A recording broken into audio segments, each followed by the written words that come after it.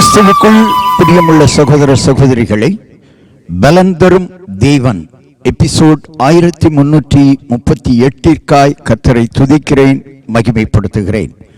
இந்த நாளிலும் நீதிமொழிகள் 10ஆம் அதிகாரம் 30வது வசனம், நீதிமான் என்றும் அசைக்கப்படுவதில்லை, துன்மார்க்கர் பூமியில் வசிப்பதில்லை.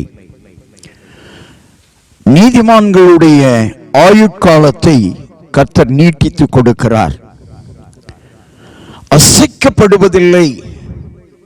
இந்த பூமியிலே வருகிற ஆபத்துக்கள், வியாதிகள், வேதனைகள், இது எல்லாவற்றிலும் இருந்து நீதிமான்களுக்கு ஒரு பாதுகாப்பை கர்த்தர் கட்டளையிடுகிறார்.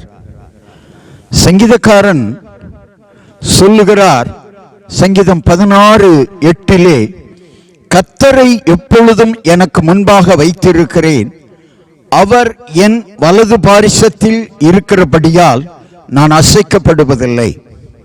ஒரு மனிதன் தன் வாழ்க்கையில அசைக்கப்படாதபடி நிரந்தரமாக வாழ வேண்டுமானால், அசைக்கப்படாதபடி நிலையாக வாழ வேண்டுமானால், கர்த்தரை எப்பொழுதும் முன்பாக வைத்திருக்க வேண்டும். ஏனோக்கனுடைய வாழ்க்கையில, நோவாவினுடைய வாழ்க்கையில அவர்கள் கர்த்தரோடு நடந்த காரணத்தினாலே அவர்கள் கிருபையை பெற்றார்கள் என்று வேதம் சொல்லுகிறது. எனவே ஒரு மனிதன் வாழ்க்கையில் அசைக்கப்படாமல், சத்துருக்களால், விரோதிகளால், பிசாசின் கொடிய கிரியைகளால் அசைக்கப்படாமல் இருக்க வேண்டுமானால் அவன் நீதிமானாய் வாழ வேண்டும். உங்கள் வாழ்க்கையிலே, உங்கள் வாழ்க்கையே அல்லாடி கொண்டிருக்கிறதா, தள்ளாடி கொண்டிருக்கிறதா? இன்றைக்கு ஆண்டவர் உங்களை அழைக்கிறார்.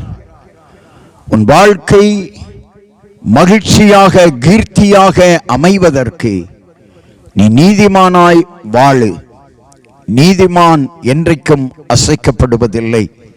ஆனால் துன்மார்க்கர் பூமியிலே அசைக்கப்பட்டு போய்விடுவார்கள். கண்களை மூடி ஜெபிக்கலாம். எங்களை நேசிக்கிற நல்ல தகப்பனே, நீதிமான்கள் என்றும் அசைக்கப்படுவதில்லை என்று சொல்லி, நீதிமான்களுக்கு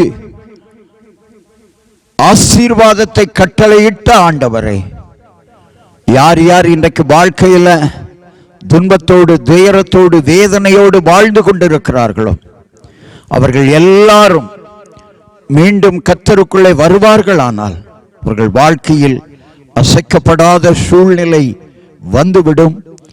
அவர்கள் அசைக்கப்படாமல் வாழ்வார்கள். கர்த்தரோ அவர்களுக்கு ஆதரவாய் இருப்பார். வாழ்க்கையிலே, தொழிலிலே அசைக்கப்பட்டு கொண்டிருக்கிறீர்களா?